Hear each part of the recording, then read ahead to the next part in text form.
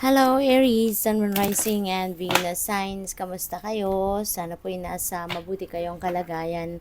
Welcome back po sa Star Tarot. Kung bago kayo rito, welcome din po kayo. Please subscribe, like, share my videos, and leave me a comment po kung nakaresonate po kayo. Thank you. Tignan natin ang mga mensahe po ninyo for today. We have Tower. Ayan, Tower is a change, no? This is a major transformation na po pwedeng mangyari, no, sa buhay ninyo po at this time.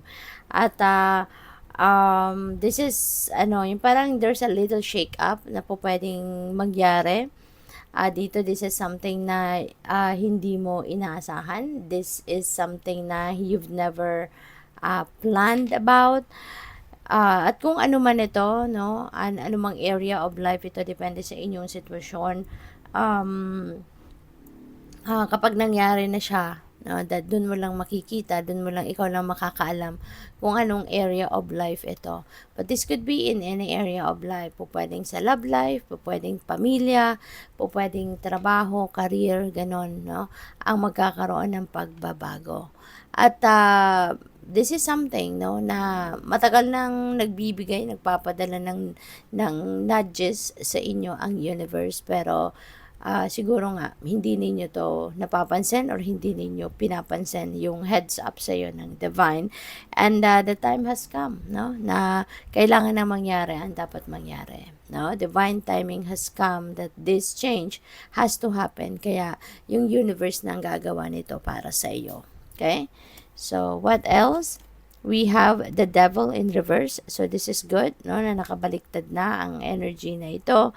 Kasi ibig sabihin nito na you are finally regaining your control over yourself. Okay? Kasi dati, maybe hindi ikaw yung nagpapatakbo ng buhay mo. Hindi ikaw yung nagdidesisyon para sa sarili mo. Okay? But now, it's good kasi you are regaining control, you are reclaiming your power, all right, over yourself. At sa ngayon, magiging malaya ka na, no? Magiging malaya ka ng kunin ang bawat opportunity na meron, no, tawag dito, na nag-show up sa buhay mo sa ngayon. Kasi siguro in the past hindi ganon, no? Hindi ganon ang sitwasyon mo. Someone or something else is running your life. So we have the full energy. This is definitely a new beginning. Kapag talagang may pagbabago, diba? Kapag merong change na nangyayari, ibig sabihin you are going to release something old and you are going to welcome something new. At ayan, si full energy resonates with new beginning. Kaya talagang merong mababago sa buhay mo. Merong aalisin ka, merong matatapos, at merong kang sisimulang bago. And this is it. So, kung ano man ang area of life ito, kayo lang ang tanging nakakaalam dyan. But, si full definitely signifies that there is something new that you are going to start. There is something new that you are going to there is something new that you are going to embrace, no, around this time. Kaya kung ano man yan, kayo lang ang tanging nakakaalam dyan. Okay? So, tignan natin kung ano pa ang messages para sa iyo for today.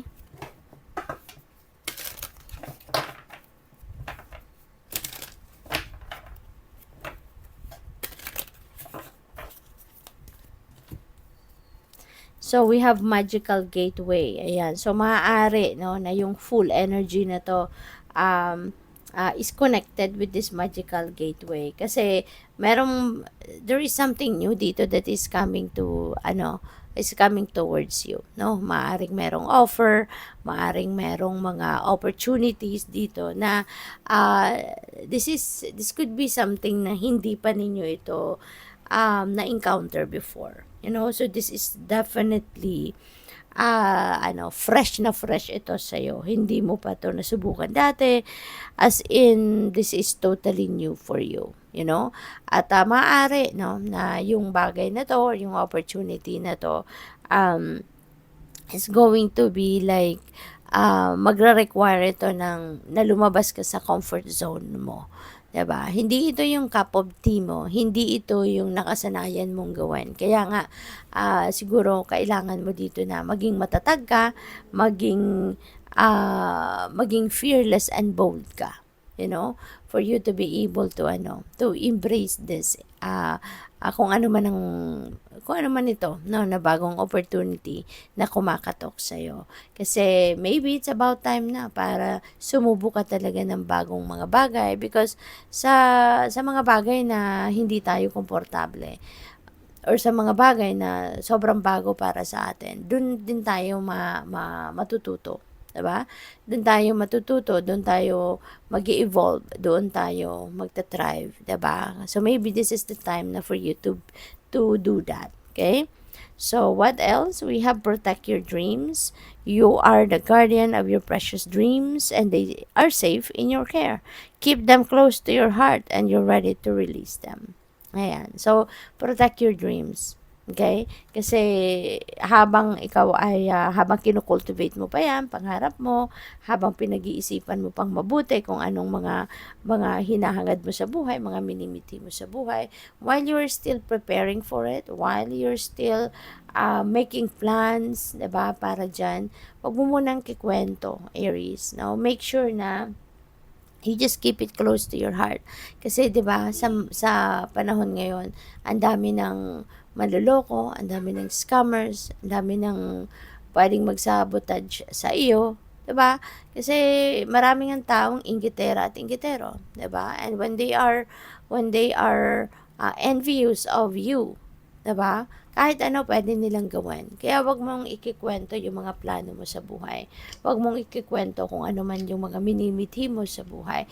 Just keep it close to your heart and until you are ready to roll it out, until na nakapagsimula ka na, no? Tsaka na nila malalaman 'yon. But never ever share it with other people kasi you never know kung sinong pwedeng mang-sabotage sa iyo, okay? So we have celebration. Get ready to let your hair down and celebrate. It's time to go out to dance and play. An invitation could be on the way. Ayan. So baka merong mag-iimbita sa inyo rito.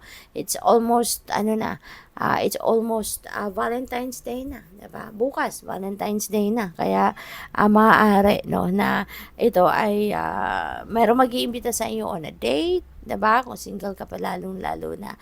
Or baka someone is going to ask you out, no, to a party. Pwedeng merong mga celebration din ng birthdays, anniversaries, mga ganon, no? So, have fun and enjoy. Okay? Good luck sa'yo. Thank you for watching. Love and light. Namaste.